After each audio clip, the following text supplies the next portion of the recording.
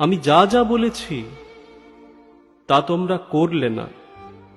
বিশেষ জোর দিয়ে যা বলেছি, বিশেষ শৈথিল্যের সাথে সেগুলিকে অবজ্ঞা করেছ।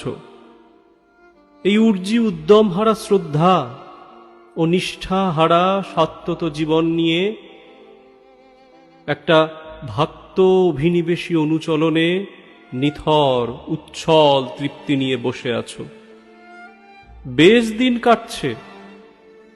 এটা কিন্তু তোমাদের পক্ষে, ভারতের পক্ষে, ভারত কেন পৃথিবীর পক্ষে সাংঘাতিক সংঘাত সৃষ্টি করছে। শৈথিল্য পরিবৃত অপটু জীবন নিয়ে সবার কাছে অপটু যাজনে যে বোধনা সৃষ্টি করছ, যে কৃতি অনুচলনের উদাহরণ দিয়ে চলেছ, তাতে কিছুদিন পরে তোমরা থাকবে কিনা সন্দেহ। উদ্ভ্রান্ত বিধি উল্লঙ্ঘনী অনুচলন বিপাক সৃষ্টি করে তোলে। সমাজ, পরিবেশ ও শাসন সংস্থা সবই সাতনদীপ্ত পরিবৃতির সহিত কুৎসিতেরই যাত্রী হয়ে চলে থাকে দৈনন্দিন জীবনে। তাই বলি, এখনো আসো, এখনো উঠে দাঁড়াও, এখনো করো, এখনো চলো। ওই সাত্যত অমৃত পথ তোমাদের অন্তরেই অভিদীপ্ত হয়ে রয়েছে। উচ্ছল অগ্রগতিতে সেই দিকেই এগিয়ে চলো। নিজে বাঁচো, অন্যকে বাঁচাও, ভবিষ্যৎকে স্বর্ণপ্রসূ করে তোলো। নইলে অন্ধ তমসা ঘন ঘটাচ্ছন্ন হয়ে উঠবে। জাহান্নামের অট্টহাসি কাউকে অবদলিত করতে ছাড়বে না কিন্তু।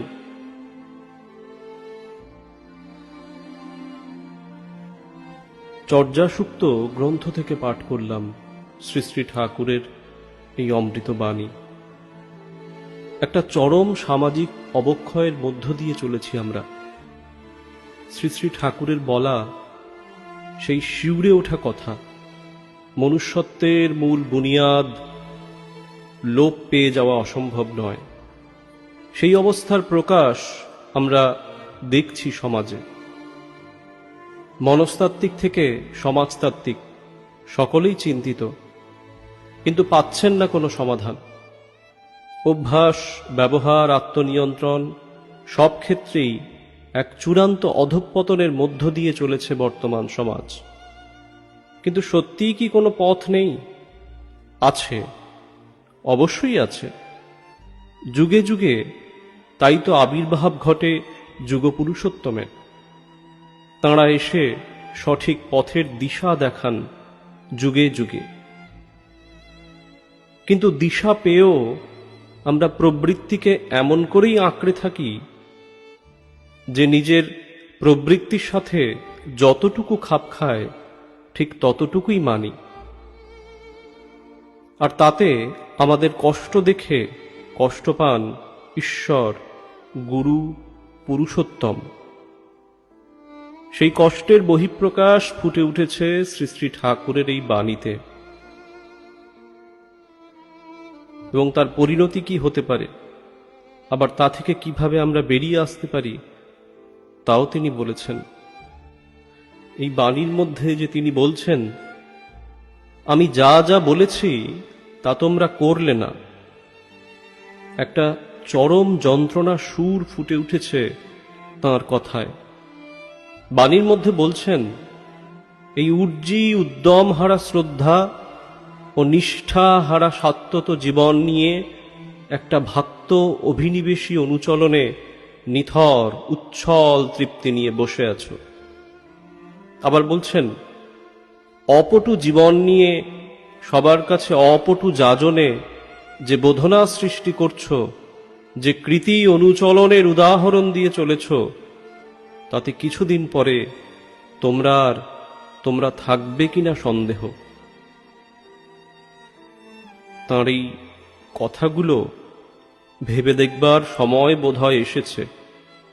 নইলে শুধুই জয়গুরু বলে জীবন কাটবে বলে তো মনে হয় না।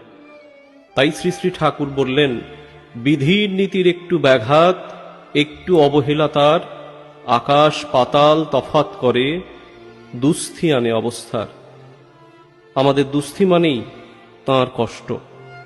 এই কষ্টের দায় প্রতিটি আমির। আমি থেকেই যে আমরা।